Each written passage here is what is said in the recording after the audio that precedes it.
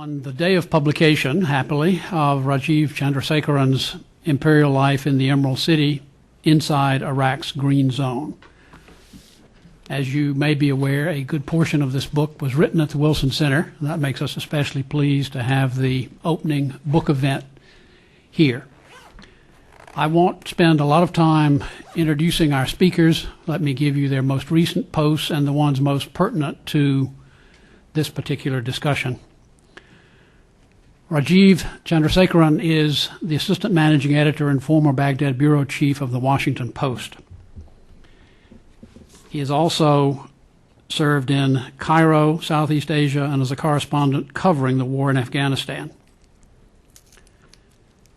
Our two commentators both have had distinguished diplomatic careers.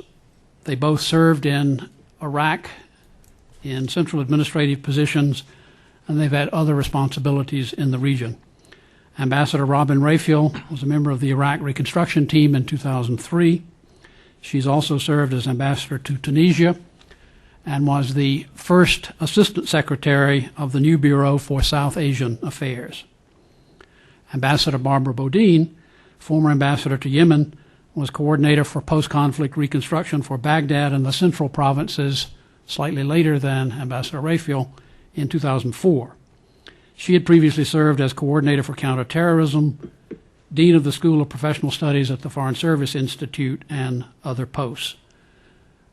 So since we're beginning a little late, let's move right in. Rajiv, people can speak either seated or from the podium as you wish. What would you prefer? It's your choice. As long as anyone can see me from here, I think I prefer just to sit. That's okay. Sam, thank you for that very kind introduction, and it's truly an honor to be here today on launch day of this book. And this book would not be possible without the Woodrow Wilson International Center for Scholars, which very graciously offered me a position here for 5 months last year, where I wrote almost all of this book, sitting in a windowless office on the third floor. Great environment to do so. So thank you to Sam, thank you to Lee Hamilton, the center's director, to Mike Van Dusen, to Hala Esfandiari of the Middle East program. And I want to also just give a special shout out to the literary editor of the Wilson Quarterly, Sarah Courteau, who was my neighbor here at the center on the third floor last year. And she devoted countless hours with her pencil to marking up my drafts and suggesting improvements along the way. And this book would not be in nearly the shape it is in today if it was not for her wise edits and wise counsel along the way. Let me start out by saying that I thought we could pull it off in Iraq. Today, some might suggest that I'm defeatist for calling into question our ability to pull it off. Others probably think I'm woefully naive, and yet others must be wondering, what does pull it off really mean? Haven't we been moving the goalposts all along? Initially, before the fall of Saddam's government, didn't President Bush pledge that the United States would transform Iraq into a democracy? Then, of course, in the heady days after Saddam was overthrown, our ambitions grew larger. Iraq wasn't just going to be a democracy. It needed to be a secular democracy and a federal democracy. And its economy needed an overhaul. State-owned industries would need to be privatized. Government subsidies needed to end. Iraq needed capitalism. Oh, and we can't forget the army. Ambassador Bremer decided Iraq needed a new one. Now it seems the White House would be content with anything short of civil war. Raids by the militia-riddled police that violates Iraq's constitution? No problem, so long as you're getting the bad guys. Reconstruction, remember that pledge to generate 10,000 megawatts of power to provide clean water to major cities? Forget about it. Forget even about generating enough electricity to meet the nation's demand. The country is generating the same amount of power it was under Saddam, and that was under UN sanctions. By pull it off, I mean something in the middle, a stable democracy on Iraqi terms with a functioning economy and modest reconstruction. At least that's what I had hoped when I returned to Baghdad the day after the statue of Saddam was felled in front of the Palestine Hotel. Before I continue, let me make one point clear. In my book, I do not take a position on whether the United States should have invaded Iraq. I begin with the fact that we were there in Baghdad on April 9th, 2003, and we had a strategic and moral obligation to get Iraq back on its feet. I shall also add that I'm not one of those people who assumed from the very beginning that Ambassador Bremer was the wrong man for the job. Let me read you a brief passage from the 4th chapter of my book. As we talked, I was struck by his zeal to help the people of Iraq. while Washington remained focused on Saddam's alleged weapons of mass destruction and the human rights abuses of his government, Bremer's emphasis on the future was refreshing. I wondered if his aspirations would change once he heard from more Iraqis, or if he would demonstrate a missionary's unshakable commitment to doctrine from the home country. But those thoughts were soon eclipsed by the Viceroy's vision of a new Iraq. It sounded like he wanted America to be as ambitious in Iraq as it had been in Germany and Japan after World War II. After 15 minutes of conversation, I found myself believing in Bremer. Of course, Bremer had a daunting challenge before him. There hadn't been enough troops on the ground to prevent the looting of almost every significant government building in Baghdad and in much of the rest of Iraq. There wasn't a plan for the transition to an Iraqi-led interim government. There was almost no significant resources for the reconstruction of Iraq on standby. I'm not going to litigate the decisions to disband the army or de-Ba'athify the government. Like many others, I consider both decisions to be mistakes, and I write about them in the book. But addressing those topics will consume too much time here today, and I'm sure you've already heard way too much on those issues. Despite all of the challenges, I remained hopeful in the early months that Bremer and his staff and their superiors here in Washington would do the right things, that they'd share meaningful governing authority with the Iraqis, that they'd assemble the necessary resources for rebuilding the country, and that they'd be pragmatic. They would, as T.E. Lawrence so famously cautioned, do not try to do too much with your own hands. We all know that didn't happen. We all have our reasons. I'd like to highlight 3 points that I feel are particularly important and that form key themes of my book: the people, the place, and the policies. By people, I mean the process of selecting people to work for Bremer's Coalition Provisional Authority. Instead of sending the best and the brightest, we sent the loyal and the willing. The result was that the CPA was dominated and ultimately humbled by administration ideologues. I'm sure many of you saw an excerpt from the book that ran in Sunday's Washington Post. I'll expand upon it a little bit in these discussions. Many of those who worked for the CPA got their jobs through Jim O'Byrne, the White House liaison at the Pentagon. He took charge of personnel recruitment for many CPA staffers, dispatching queries to the offices of Republican congressmen, conservative think tanks, and GOP activists. To pass muster with O'Byrne's staff, applicants didn't need to be experts in the Middle East or in post-conflict reconstruction. What seemed most important to people there was loyalty to the Bush administration. Fred Smith, who served as the deputy director of the CPA's Washington office, told me that the criterion for sending people over there was that they had to have the right political credentials. Smith told me that O'Byrne once pointed to a young man's resume and pronounced him an ideal candidate. His chief qualification, that he had worked on the Florida recount for the Republican Party in 2000. O'Byrne's staff asked questions in job interviews that likely would have gotten an employee in the private sector hauled into court, but the Pentagon was exempted from most employment regulations because they used a provision in federal law to hire people as temporary political appointees. 2 CPA staffers in this process were even told me that they were even asked whether they supported Roe versus Wade and if they had voted for George W. Bush in the 2000 election. One former CPA employee who had an office near the White House liaison staff wrote an email to a friend describing the recruitment process. He said, quote, "I watched resumes of immensely talented individuals who had sought out the CPA to help the country thrown in the trash because their adherence to the president's vision for Iraq," a frequently heard phrase at the CPA, that's what the writer said, was, quote, "uncertain. I saw senior civil servants from agencies like Treasury, Energy, and Commerce denied advisory positions in Baghdad that were instead handed to prominent RNC contributors." Another CPA staffer told me that when he went to the Pentagon for his pre-deployment interview, one of O'Byrne's deputies launched into a 10-minute soliloquy about domestic politics that included statements opposing abortion and supporting capital punishment. The staffer didn't agree with what was said, but he told me, "I felt pressure to agree if I wanted to go to Baghdad." What was the result? There was Jay Hallen. He was 24 years old. He'd never worked in the securities industry, but he'd applied for a job at the White House. He found himself in Baghdad with the responsibility of opening the stock exchange. There was Scott Irwin, a well-meaning 21-year-old former intern in Vice President Cheney's office, who was assigned to work for the CPA team trying to overhaul the Interior Ministry. This was no throwaway job. The Interior Ministry oversees all of Iraq's police forces. Irwin told an interviewer from the Richmond Times-Dispatch upon his return that his favorite job before going to Baghdad was as an ice cream truck driver. There was John Agresto, the former president of St. John's College, a small liberal arts school in New Mexico with fewer than 500 students.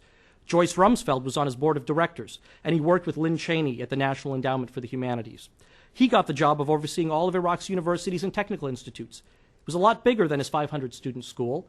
Iraq's universities have a combined enrollment of 375,000. Now, I interviewed John Agresto and Jay Hallen, and I've talked to Scott Irwin, and they're all good people. They're well-meaning people. They went to Baghdad to serve their country, but they wound up in positions that weren't the right fit for them, that did not match their professional expertise. And then there was Jim Haveman. Haveman is a 60-year-old social worker, largely unknown among international health experts, but he too had connections. He had been the community health director for the former Republican governor of Michigan, John Engler, who recommended him to Paul Wolfowitz. Haveman was well-traveled, but most of his overseas trips were in the capacity as the director of a faith-based relief organization that provided health care while promoting Christianity in the developing world. Before his stint in government, Haveman ran a large Christian adoption agency in Michigan that urged pregnant women not to have abortions.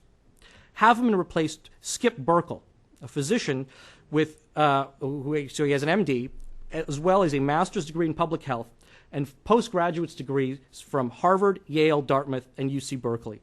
Burkle taught at the Johns Hopkins School of Public Health, where he specialized in disaster response issues. He was also a deputy assistant administrator at USAID, which is headquartered in this very building, which sent him to Baghdad immediately after the war, reasoning that since he had worked in Kosovo and Somalia and northern Iraq after the '91 Gulf War, he'd be the ideal guy. But a week after Baghdad's liberation, a senior USAID official sent him an email informing him that the White House wanted a quote-unquote loyalist in the job. As I write in the book, Burkle had a wall of degrees, but he didn't have a picture with the president. Reason number 2, the place. Let me read a little bit from chapter 1 of the book. The Green Zone quickly became Baghdad's Little America. Everyone who worked in the palace lived there, either in white metal trailers or in the towering Al-Rashid. Hundreds of private contractors working for firms including Bechtel, General Electric, and Halliburton set up trailer parks there, as did legions of private security guards hired to protect the contractors. The only Iraqis allowed inside the Green Zone were those who worked for the Americans or those who could prove that they had lived there before the war. Americans drove around in brand new GMC Suburbans, dutifully obeying the 35-mile-an-hour speed limit signs posted by the CPA on the flat, wide streets. There were so many identical Suburbans parked in front of the palace that drivers had to use their electronic door openers as homing devices. One contractor even affixed Texas license plates to his vehicle to set it apart. When they cruised around, they kept the air conditioning on high and the radio tuned to 107.7 FM, Freedom Radio, an American-run station that played classic rock and rah-rah messages. Every 2 weeks, Halliburton insisted that the vehicles be cleaned at a car wash. Shuttle buses looped around the Green Zone at 20-minute intervals, stopping at wooden shelters to transport those who didn't have cars and didn't want to walk. There was daily mail delivery. Generators ensured that the lights were always on. If you didn't like what was being served in the cafeteria, or you were feeling peckish between meals, you could get takeout from one of the Green Zone's Chinese restaurants. Halliburton's dry cleaning service would get the dust and sweat stains out of your khakis in 3 days. A sign warned patrons to remove ammunition from their pockets before submitting their clothes. Iraqi laws and customs didn't apply inside the Green Zone. Women jogged on the sidewalk in shorts and T-shirts. A liquor store sold imported beer, wine, and spirits. One of the Chinese restaurants offered massages as well as noodles. The young men selling DVDs near the palace parking lot had a secret stash. "Mister, you want porno?" one of them asked me. Veteran diplomats who lived in the Arab world or worked in post-conflict situations wanted local cuisine in the dining room, a respect for local traditions, and a local workforce. But they were in the minority. Most of the CPA staff had never worked outside the United States. More than half, according to one estimate, had gotten their first passport in order to travel to Iraq. If they were going to survive in Iraq, they needed the same sort of bubble that American oil companies had built for their workers in Saudi Arabia, Nigeria, and Indonesia. From inside the Green Zone, the real Baghdad, the checkpoints, the bombed-out buildings, the paralyzing traffic jams could have been a world away. The horns, the gunshots, the muezzin's call to prayer never drifted over the walls. The fear on the faces of American troops was rarely seen by the denizens of the palace. The acrid smoke of a detonating car bomb didn't fill the air. The sub-Saharan privation and Wild West lawlessness that gripped one of the world's most ancient cities swirled around the walls. But on the inside, the calm sterility of an American subdivision prevailed. Reason number 3, the policies. Over the summer of 2003, the CPA's Policy Planning Office created a 28-page list of milestones that were to be accomplished before the handover of sovereignty. The document was divided into 3 phases: August to October 2003, November 2003 to January 2004, and then February 2004 onward. The list of milestones became the playbook for Americans in Baghdad. The very first goal was to defeat internal armed threats. That task was assigned to the military. All the bad guys were to be taken care of in the first phase by October 31st.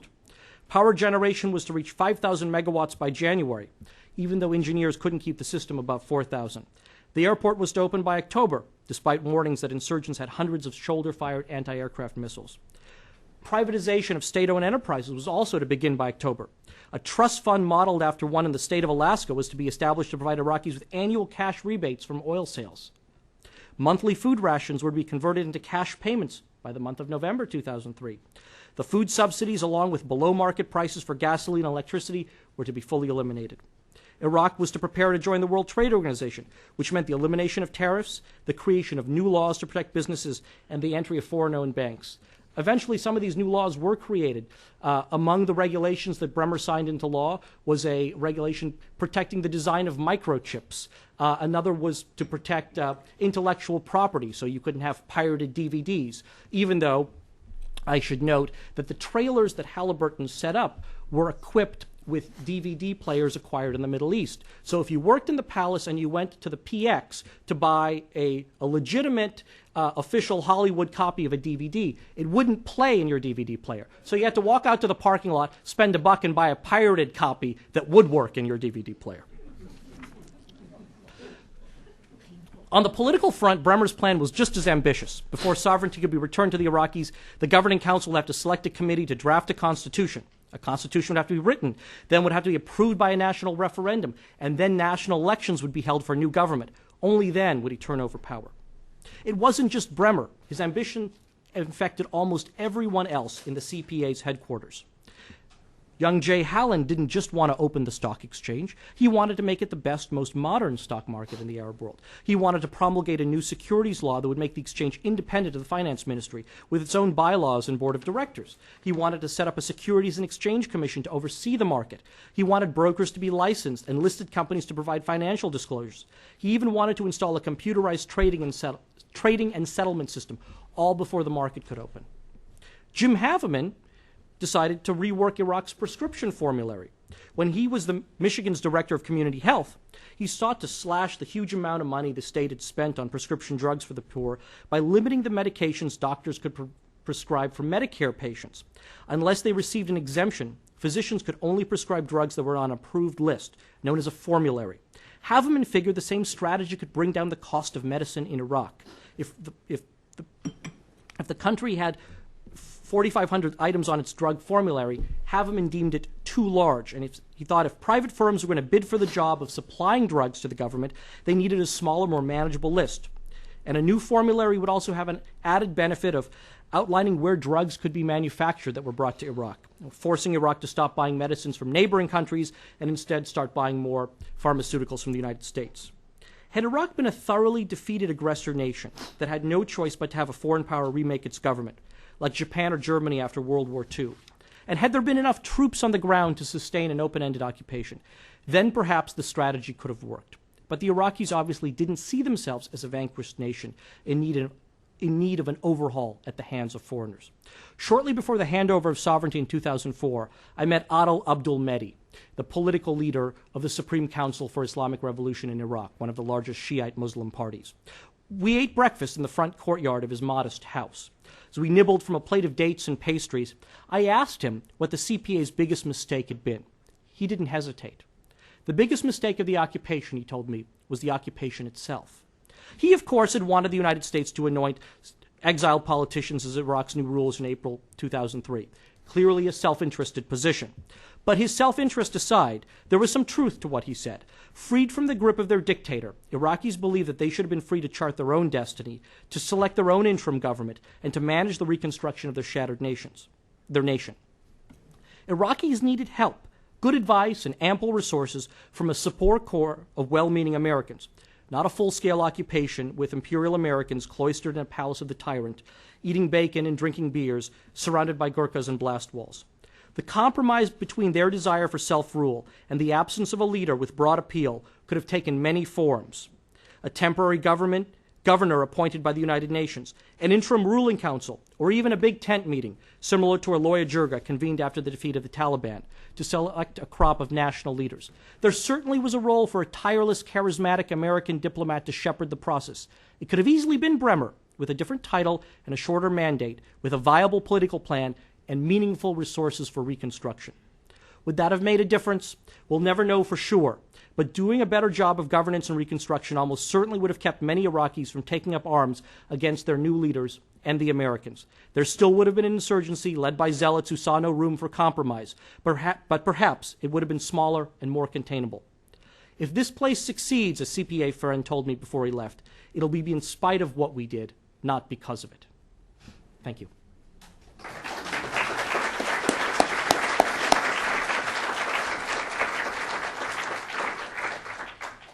And now, Ambassador Raphel. It's on. It's on. Okay, thank you very much. It really is a privilege to be here to comment on Rajiv's book, especially on the very first day, so I'm honored. I found the book extremely readable, sometimes funny, often very exasperating as an account of the CPA period. And I think it really is a very important contribution to the growing body of literature on Iraq and the U.S. presence in Iraq over the last 3 years. Rajiv and I, in fact, met regularly early on in the CPA, in the Orha and CPA period, around the palace, in the garden, in my ornate office, sometimes with other colleagues of his and other colleagues of mine. And I remember trying, as the CPA period began, to explain the evolving goals and the evolving structures of the CPA in a logical way. I felt responsible for doing that. I was a member of the CPA, a U.S. government employee, and he always listened politely, but I'm not sure I ever persuaded him much. I'm also indebted to Rajiv for introducing me very early on to a gentleman named Ahmed al-Mukhtar, who was someone he had met before the war. He was an Iraqi technocrat, worked at the Ministry of Trade, was the director of their computer services there. And he convinced me very early on that the public distribution system, which I was charged with overseeing in my capacity as advisor to the Ministry of Trade, really was a well-organized, in fact, it was really the genius of the previous Minister of Trade, and that it could, in fact, be reestablished fairly easily. He had a computer list of everyone who was entitled to receive benefits and so on, and he really set me at ease. And that, along with Rajiv's article on how that system worked, really made my job a lot easier, and I want to thank Rajiv publicly for that. But it also, meeting this individual gave me an insight into the capability of some of the Iraqi technocrats, which served me very well in my time in Iraq. I think Rajiv very effectively captures the essence of the CPA period, both the surreal atmosphere in the palace, in the green zone, and the intensity, and in many cases the naivete of the political commitment of many of the CPA staffers. And I agree with many, if not most, of Rajiv's conclusion. But I want to emphasize, and I think Rajiv was saying the same thing at the outside, that it's important to remember that many of the CPA personnel were very bold, they were determined, they were patriotic, they were well-meaning, they were sincere. And many, including Ambassador Bremer himself, were extremely courageous. They took enormous personal risks to serve what they believed was the needs of the Iraqi people in addition to the U.S. government. And in that sense, they're very deserving of our admiration for their efforts. But ultimately, the CPA's premise was flawed, and they simply could not run someone else's country. Rajiv begins with a correct premise, in my view. He quotes T.E. Lawrence saying, "Better that the Arabs do it tolerably well than you do it perfectly." And in fact, CPA or the U.S. government or any foreign representation doing it perfectly in Iraq at that point, in my view, was never really a possibility. because we didn't have the resources. We didn't have the personnel. We didn't have the logistical support. We simply did not have a colonial service and all that goes along with it, which I think would have been necessary to succeed in the longer-term occupation authority structure that we'd created. Rajiv then goes on to chronicle the inability of the CPA to understand what I would characterize as the critical mass of Iraqi sentiment on any number of basic issues, and to recognize that the only way really to go forward was to recognize that critical mass of Iraqi sentiment, to begin there, and to build forward from that. Their examples abound, and Rajiv touched on some of them. In the political sphere, the CPA didn't realize that the Iraqis could not long accept a government that was run by a council that was selected by an occupying power, or a constitution that would be written by a group of people that they hadn't elected. They didn't see the growing resentment of CPA's institutionalization of sectarian identity, which the CPA did by painstakingly trying to ensure that each group was accurately represented in whatever forum according to their percentage of the population, or what was assumed to be their percentage in the population. Iraq hadn't worked that way before. Most Iraqis in the early stages didn't want it to work that way. CPA didn't see the downside of trying to right past wrongs on Iraqis' behalf, whether it was the debathification program or shifting electrical power away from Baghdad down to the Shia South, which had been shortchanged on electrical power during the Saddam era. The intention was good, but the outcome was not what they expected. So they didn't see the futility in the early days of Bremer's very logical but ultimately doomed 7-point plan. On the security side, they didn't see the huge downside of dissolving the military.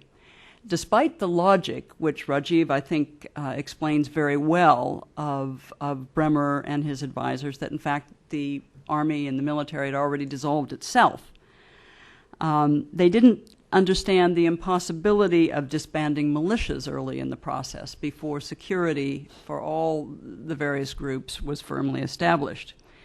They didn't understand the cost of confronting the insurgency, for example, in Al-Anbar, in Fallujah in October of 04, with such, in October of 03, sorry, April of 04, with such blunt cordon and search tactics, which offended the sensibilities of the Iraqis.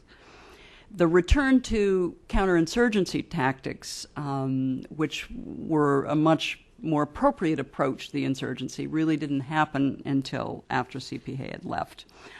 On the economic side, the CPA advisors pushed for privatization on the Western model, as Rajiv noted.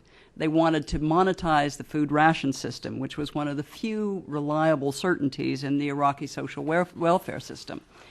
They insisted on a foreign investment law that would allow foreigners to own 100% of an enterprise in Iraq.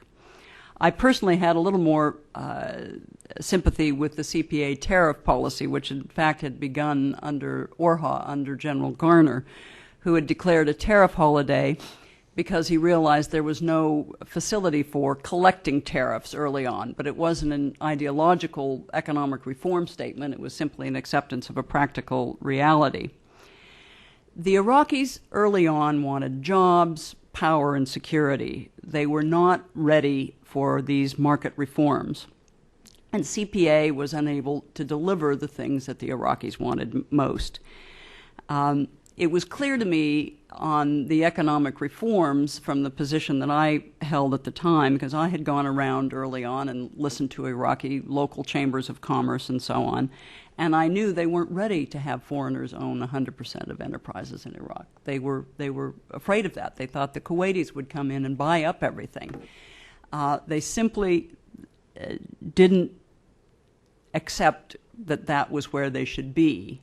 And I banged my head against the wall trying to explain this to Bremer and to others. And then I had an epiphany one day, which is I realized ultimately it didn't matter. And the reason it didn't matter was because the Iraqis weren't going to do it.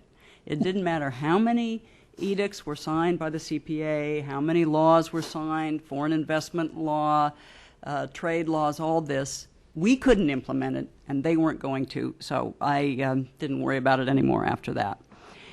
Again, to repeat one of Rajiv's interlocutors saying, we were never really in control. We just didn't realize it early on. On the CPA reconstruction program, the whole idea was based on U.S. contractors building major long-term infrastructure projects. They didn't recognize the need to deliver tangible results quickly according to Iraqi priorities rather than ours, and in a way that the Iraqis could sustain. And in developing this project, and this speaks to the personnel issue, they didn't take account or sufficient account of the advice of people who had worked in post-conflict reconstruction.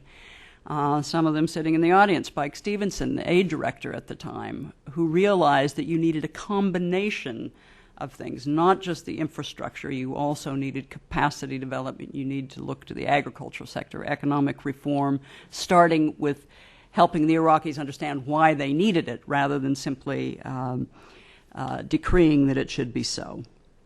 So the bottom line was that CPA was unable, for whatever combination of reasons, the wrong skill set, insufficient resources, the wrong concept.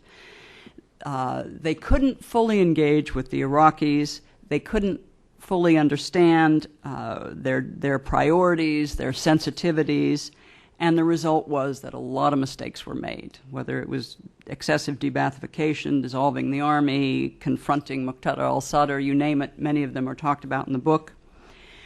But I would agree that the biggest mistake was the one that Abdul al-Mahdi cited to Rajiv, which was the occupation itself, an occupation government. And the more time that goes by, I think the clearer it becomes, and the clearer the price that we paid for losing a year of Iraqi engagement and Iraqi responsibility for setting themselves up for their own future. And I think that is the key point that Rajiv makes very ably in this book. Thank you. Thank you.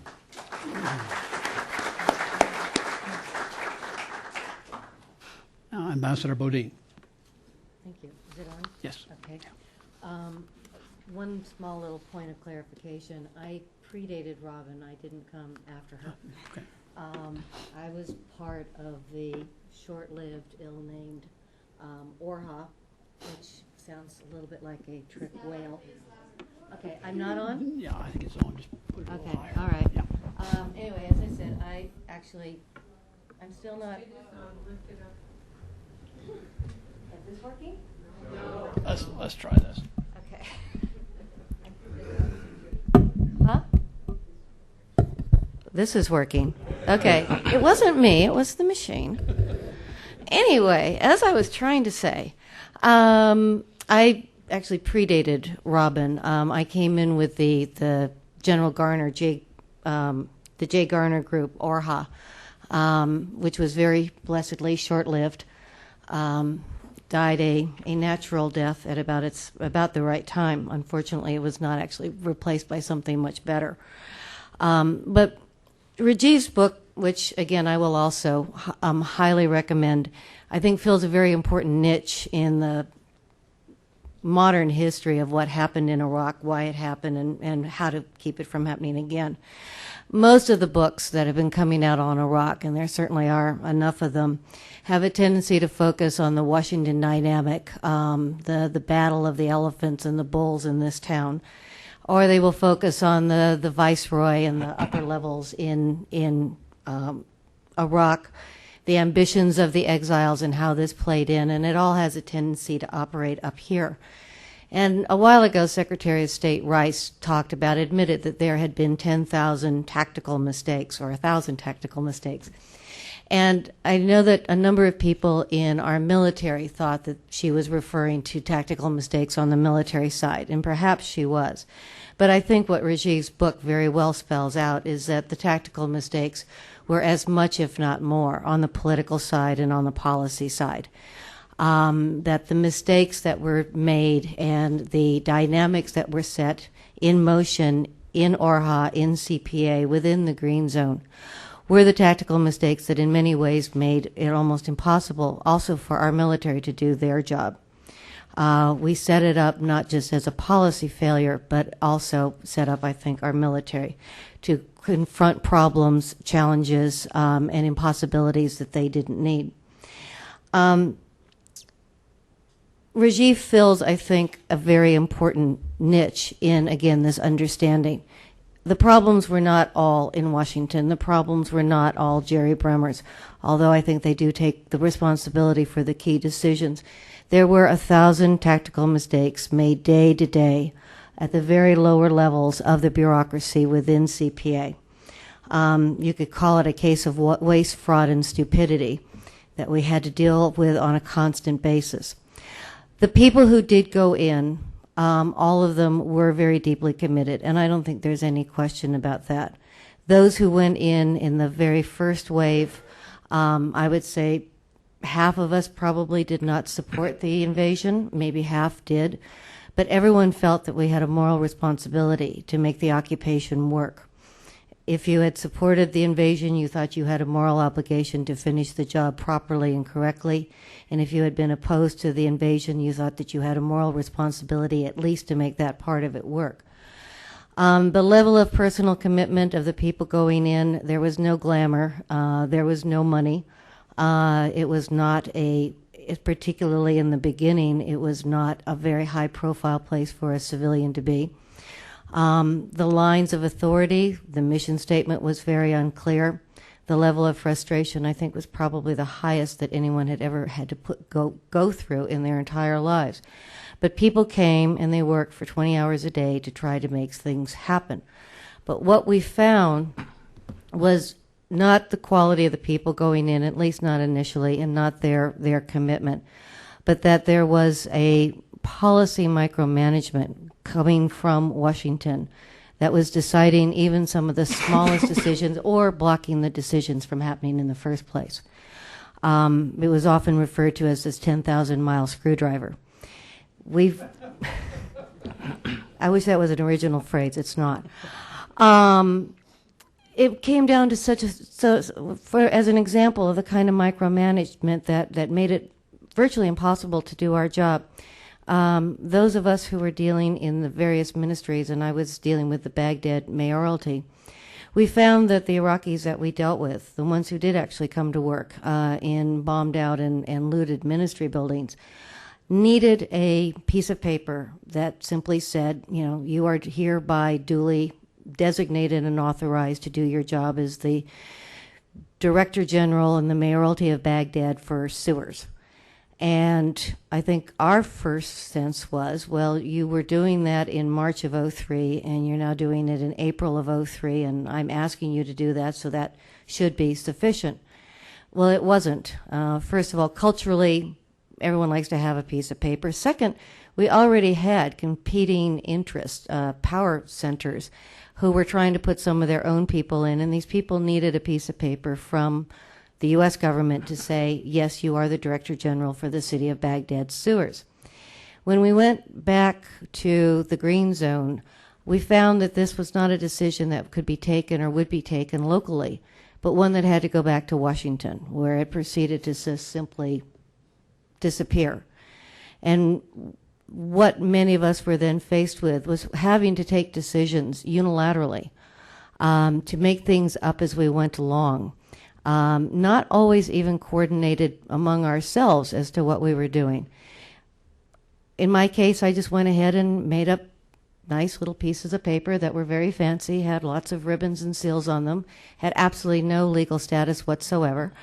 But they looked good, and this is what the people I worked with, they needed. But there was that level of micromanagement. The level of decisions being taken in Washington or not being taken and what they set in motion. We were not able to pay the civil servants who were working for us. The entire occupation, the initial set of plans, was predicated on the assumption that the Iraqi civil service, all of it, would come to work every single day and do its job as it had before. When we specifically asked how we were going to pay these people, the answer from the Pentagon was that we don't have to pay them. We don't need to pay them. How this was going to keep the economy going wasn't quite clear, and why someone would show up for work if they weren't being paid was also not clear.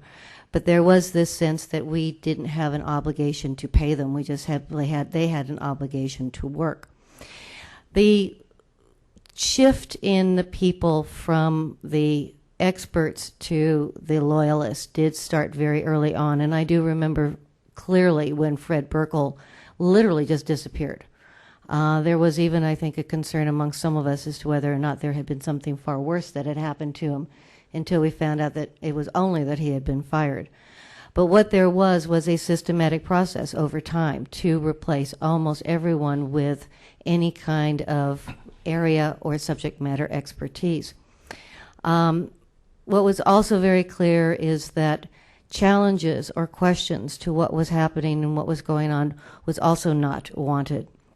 There's a very interesting, very small piece in the Washington Post just the other day that an Army general who was then a colonel told the story that when asked about planning for what the military calls Phase 4, was told not only do not do it, but do not bring it up, and if you bring it up, much less try to do it, you will be fired. And so the idea that we would not plan was not an accident. It was not a mistake. It was a very conscious decision. And what happened thereafter was now 4 years of people trying to play catch up from very conscious, very political decisions not to plan. And when it became very clear that we were not going to be able to leave as quickly as originally thought, not bringing in the experts, but bringing in the ideologues. I think one of the questions that I think what is going to be very useful and very interesting about Rajiv's book, and why I do hope that it is read very widely, is we are going to have to do a lot of lessons learned. Hopefully not on how to do Iraq better the next time, but hopefully not how to not do Iraq. But not do Iraq in the sense of if there is a need to go into post-conflict situations, and those will occur. Whether or not we do any more regime changes or invasions, there definitely will be post-conflict situations that we will be involved in. We need to understand the need for planning, the need for experts, the need for local authority, clear chains of command, and the need to do as much planning and as much resourcing on post-conflict as we put into the resourcing of the military side of any conflict.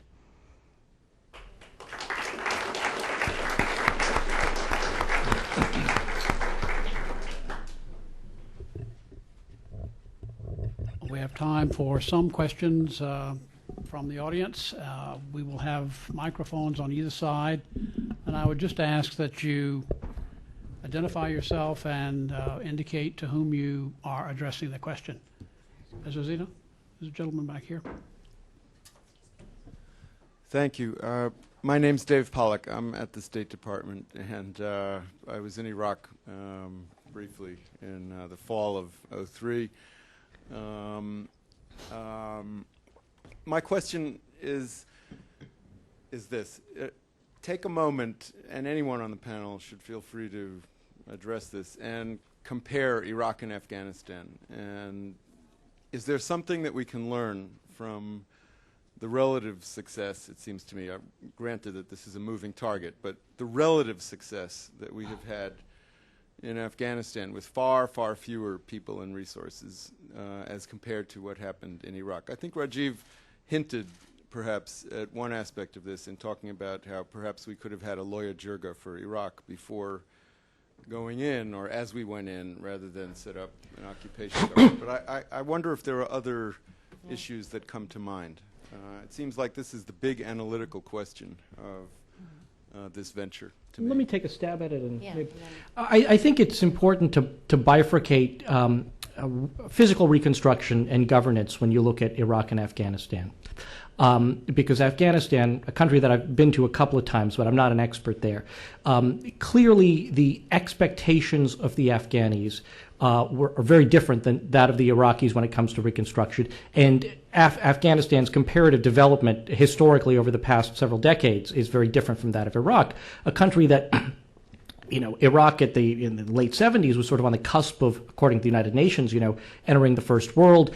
Many Iraqis remember the days when they were just as prosperous as their neighbors, when they had ample electricity, etc.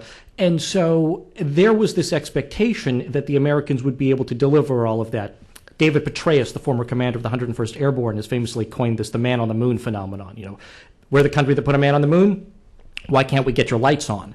Or why can't you get our lights on in the minds of many Iraqis? And so Iraq was never going to be like Afghanistan in terms of what we needed to do to rebuild the shattered country. Notwithstanding the impact of sanctions and such. So I think that if the analogy in that side of things, we could have never gotten away in Iraq with what we did in Afghanistan. We would have had to have had a much larger effort. And in fact, I think our effort in Iraq, though Congress eventually appropriated $18 billion, it was far too late. That the discussion about what needed to be done to rebuild Iraq should have taken place before the war. It's my view that people in this town some people in this town didn't want to have that discussion because they felt that it would be a distraction on the march to war. But had that funding been available and had resources been ready, that was the key window in which to do it. On the political front, I think there may be some lessons to be had from Afghanistan, a country that has, is just as sort of factionalized and riven by ethnicity in many ways as Iraq is. And we went into Afghanistan not trying to create the perfect government, but to create something that would sort of muddle along for a while. And the Loya Jirga process, has its drawbacks, and you can make all sorts of comments about the relative strength of Hamid Karzai and his ability to project authority across that country, or his inability to do so. How his government is restricted because he has to take into account various constituencies and his inability to sort of deal with various ministries.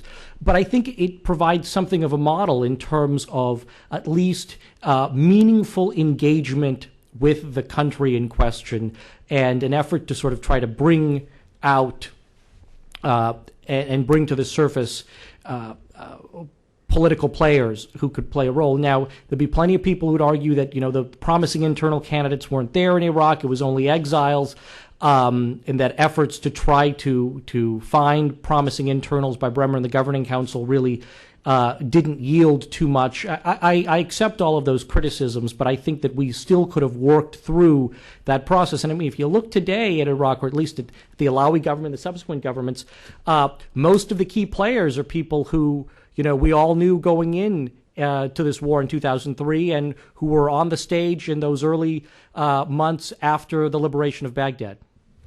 Just a couple quick. Three very quick points. One, our action in Afghanistan had the support of the international community, and on the reconstruction side and all the rest of it, we had help. Two, and Rajiv alluded to this, you didn't have an occupation government. You moved slowly, not immediately, but you moved through a process to get to Karzai, who may not be perfect, but he's Afghan. And three, you didn't try to deal with, Rajiv said the money came late, and it did, but there was also too much of it at one time. We couldn't wrap our mind around how to program that money, whereas in Afghanistan you had $1 billion or $2 billion. In Iraq, same population, and arguably less in need, you had $20 billion, and that brought its own complications. Right. I think that there's another couple of points that need to be raised, and the difference between Afghanistan and Iraq, and why one has progressed marginally better than the other one certainly hasn't. In Afghanistan, there not only was a great deal of international support for our going in, and that is critically different, but we went in to do regime change, to get rid of the Taliban, which was a very small, very isolated group. They had not been in power very long, and they really did not reach into the country at all. And they weren't popular, and we were also going, of course, against Al-Qaeda, which were foreigners, and that's fine. You can shoot all the foreigners you like. There was the traditional systems in Afghanistan were still there. They were still remembered. Karzai represents customary leadership. He went in and out of Afghanistan a great deal. You had a loya jirga. You had the concept. You had the idea. You even knew how to do it. So in that sense, we were just kind of you could do regime change in Afghanistan and then go back and kind of do a nation building somewhat separately. In Iraq, there was this idea when we went in that we were going to simply do, again, a kind of it was called a decapitation. And we were just going to go in and take off the top layer of the Ba'ath Party. And as I said, when we were going in, the rest of the bureaucracy would be there. It would continue to function. Everything would be fine. What we chose to ignore, is the Ba'ath Party had been there for 35 years. And it had been preceded by several at least one generation of fairly brutal dictators in any event. The last time they had had anything that even approximated a traditional government was in the 50s, and that was, of course, the British imposed monarchy. So there wasn't something to go back to. Iraqis will talk to you about the parliament that they had and the constitution they had in the 20s and 30s, and that's there, but it didn't have the same depth as a loya jirga would in Afghanistan. Some of us try to explain to the OSD folks that by going after the Ba'ath Party, if you were really going to change that, you weren't decapitating. You were essentially taking the bones out of a structure. And they might have been diseased and they might have been corrupt, but they were what was holding it together, and we kind of pulled all of that out. And there was nothing to hold it up. There was no traditional leadership left. Saddam had very, very effectively gotten rid of that. And so you couldn't do regime change and then kind of do nation building later. They had to be more integrated, and we were not prepared to do that. We wanted Afghanistan and Iraq to be essentially the same kind of process. The last point being that, in Iraq, again, to the extent that we were battling people, we were battling Iraqis. In Afghanistan, we were essentially battling Al-Qaeda, again, foreigners. So the differences between the two, I think, are fundamental and critical. There was local leadership that I think could have been drawn upon, but it would have taken a long time, a much longer time, for it to show up. Again, you didn't have the remnants of a customary leadership. When we did the Baghdad conference in April of '03, a lot of the opposition people, what some Iraqi friends like to call inpats, as opposed to, that the inpats didn't even know each other. They had never really been able to talk and communicate with each other. So if we were going to develop, if we were going to use local leadership, we would have had to have the patience to work at a bottom-up or at least a middle-up process, because there wasn't someone to bring in.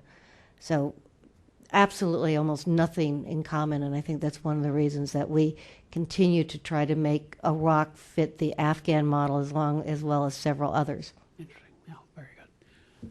Gordon Adams, here. Gordon Adams, fellow here at the Woodrow Wilson Center. Thank you, all of you, for coming and presenting in this clear way. I had one question which was provoked by something that Ambassador Bodin said, because I'm having trouble figuring out exactly what the structure of the problem was, and that's the relationship between Baghdad and Washington.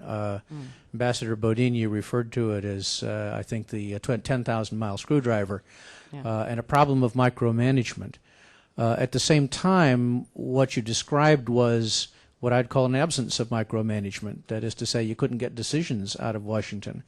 From another direction, the sense I have from talking with people here around the White House at the time was the sense they had was that the Defense Department wanted authority for the policy but really didn't care about Phase 4, that the general's recommendation that he was told not to plan was in fact characteristic of the principal office, which was Doug Feith's office in the Pentagon, but they really weren't prepared to take seriously the job of reconstruction and stabilization in Iraq, just didn't want to play. I wonder if I could get any of you, but particularly Ambassador Bodin, to parse that, what appears to be a contradiction but may not be, between micromanagement and, as it were, no micromanagement. Right. Well, somebody once called it micro-mismanagement. You are quite right that there was, on one level, a fundamental lack of interest in doing the post-conflict.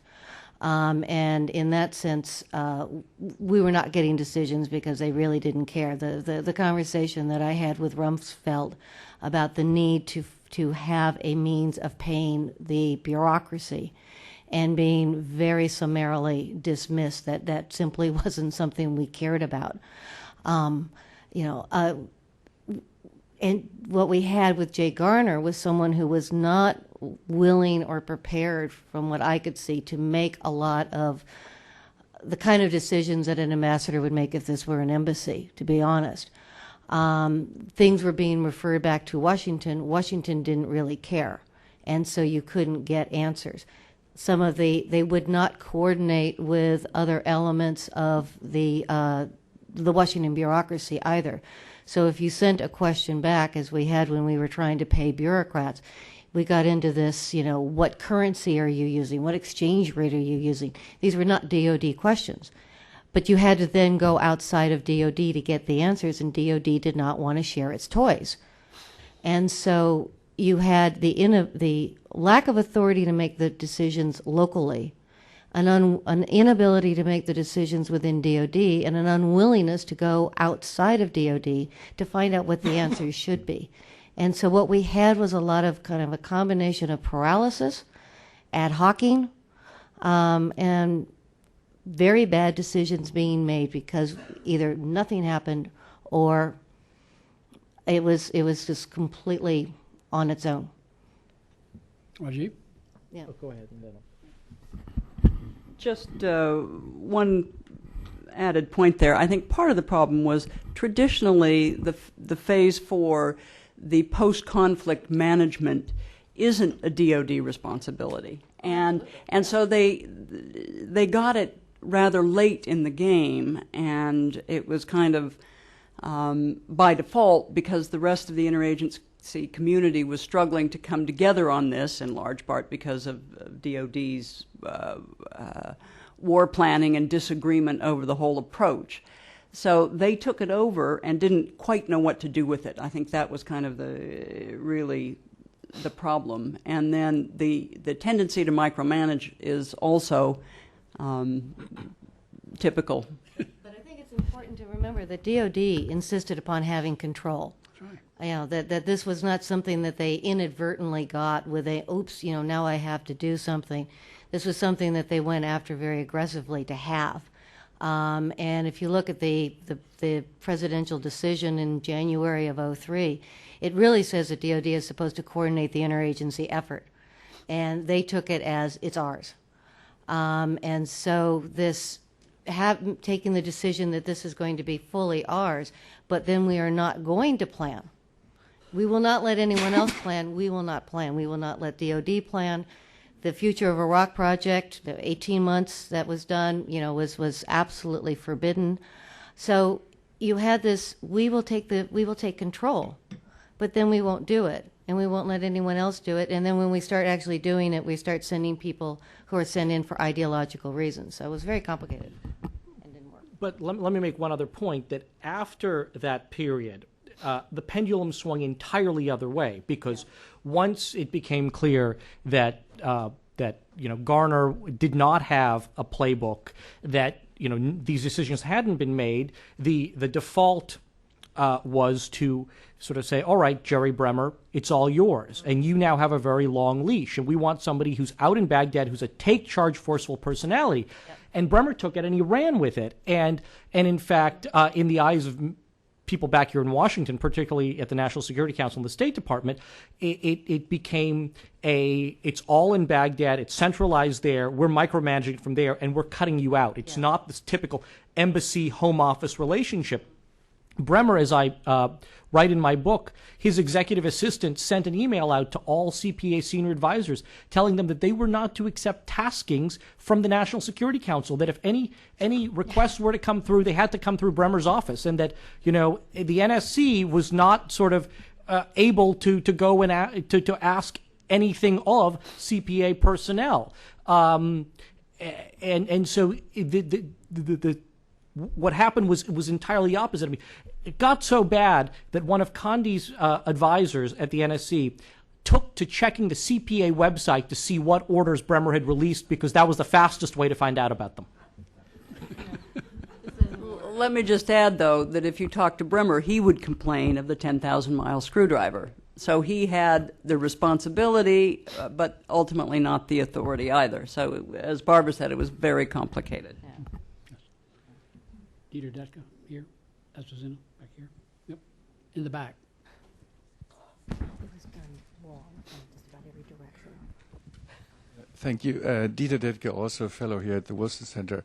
Ambassador Bodin spoke eloquently about the consequences of debathification, which turned out not to be identical as denazification. It was more complicated, I guess. But what I wanted to ask Rajiv is, wasn't the decision to dissolve the Iraqi army the more fatal decision, really? And because, I mean, that, of course, went, the weaponry, they went home. Not only there were 200,000 people without a job, but there was ammunition. There was a lot that went into the hands of the insurgents, and is a real issue, real problem. Who made that decision? Was it Jerry Bremer? Was it the Pentagon? Who is responsible for that fatal decision? It's a complicated answer. I tried to take a stab at it in the book. The short answer to who made the decision was that it was something that was being studied by Walt Slocum, who had been brought on to work with Doug Feith, who's a former Doug Feith under the last years of the Clinton administration at the Pentagon. And it was something that they'd been sort of looking at, the future of the Iraqi army. And then the Pentagon and the military, I should say, the Central Command, airdropped literally millions of leaflets over Iraq, warning soldiers not to fight and encouraging them to go home. In fact, one of these things had a picture of a soldier sitting at a table eating with his family. So the Iraqi military, after putting up a little bit of a resistance, sort of heeded that call, and they left their bases and went home. And then subsequently the bases were looted, and it became in some ways a self-fulfilling prophecy for the people who thought we should just remake the army from scratch, because all of a sudden they could say the army is dissolved, nobody's in their bases, the bases are looted. In the view of many people who were involved in this process, had they been called back, many of them would have returned. They could have been put up in tents and other sorts of things in their bases. Yes, many Shiite conscripts probably wouldn't have come back, but the people who were most angry about losing their military jobs likely would have come back. They could have been cataloged, vetted, and in some ways treated honorably. In terms of comparing the dissolution of the army to debathification, I think it's hard to sort of say this one was worse than the other. I think that they both went hand in hand. Many senior army officers were also members of the Ba'ath Party. Many people who had at sort of mid-levels of the Ba'ath Party were still, they were influential members of society. They had resources, and again, it was a message to them: look, you have no future here. And it became clear to them, to some of them, that the only thing they could do was really to sort of to stand in opposition. I don't think the dissolution of the army was particularly responsible for lots of weaponry winding up in the hands of insurgents. I think that the failure to designate enough troops to guard weapons stockpiles was the real problem.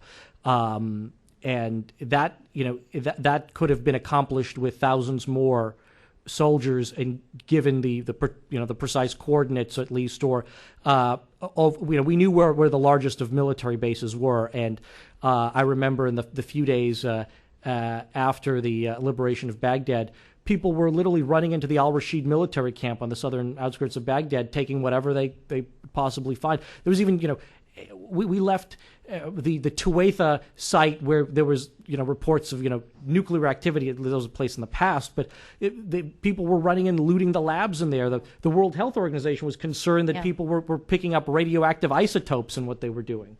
And all these sites were clearly known. We had the lat-long coordinates, but again, and as I'm sure they can attest to from the Orhai days, I mean, they came up with a list of sites to protect in Baghdad, including the museum, and none of that was communicated to the relevant authorities. If it was communicated to the relevant authorities, it was not acted upon. Yeah. We did come up while we were still in Kuwait with a list of 20 sites to be protected, not just the ammo things.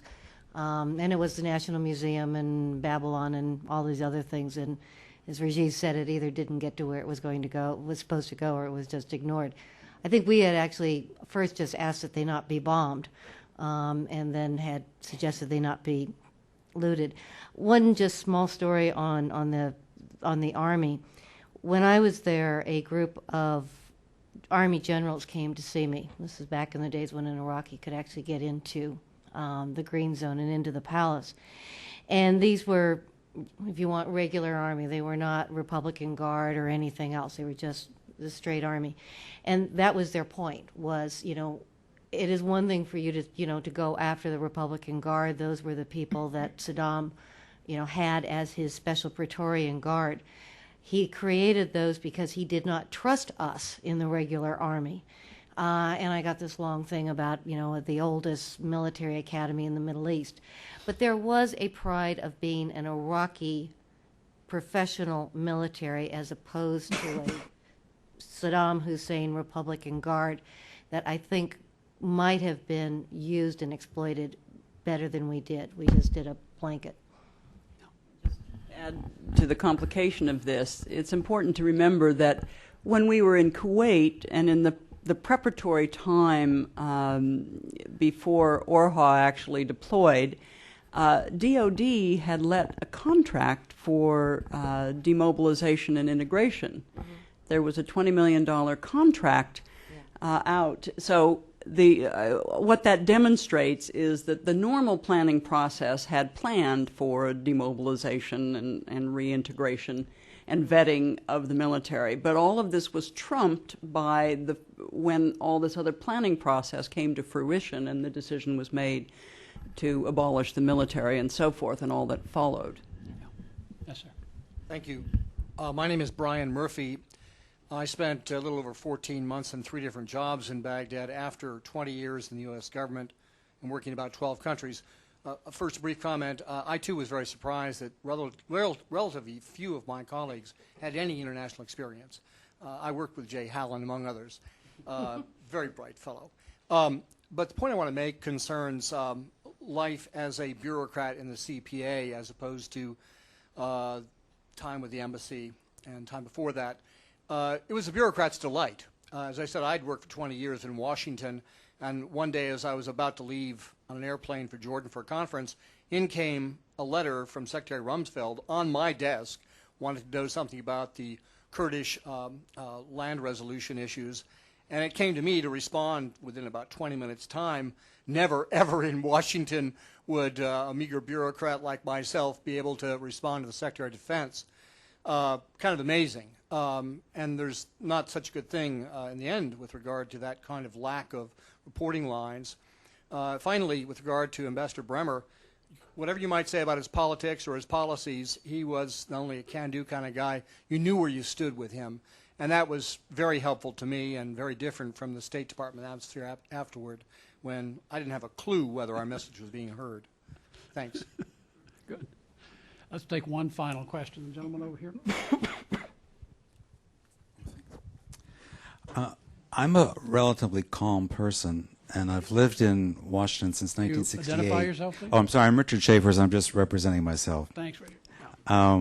And I've lived in Washington since 1968, so I've seen lots of incompetence at all government levels. But I have to say, in reading your book makes me want to run screaming into the streets, hopefully joined by 750,000 other people as we converge and storm the White House. So my question is, since people were and are dying in Iraq because of our mistakes, how does one calmly but effectively respond to your book?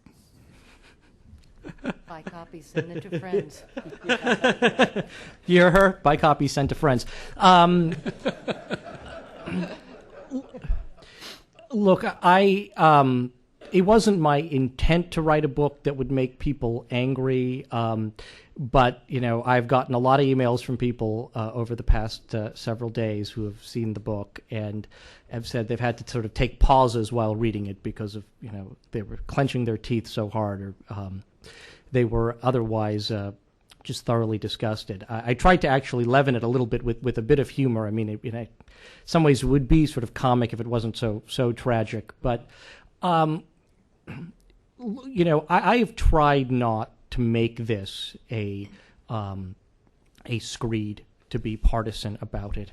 I've tried not to make lots of overt conclusions. I've wanted the people I write about to sort of speak for themselves, and some cooperated with me, some didn't, but to tell their stories and to allow people to draw conclusions. And some people, like yourself, obviously have come to a certain conclusion from it. I'm hopeful that this will shine a light on an aspect of America's involvement in Iraq that has thus far been not very well reported, and a little bit ignored in the discussion about mistakes that have been made over the past 3 years. Thank you.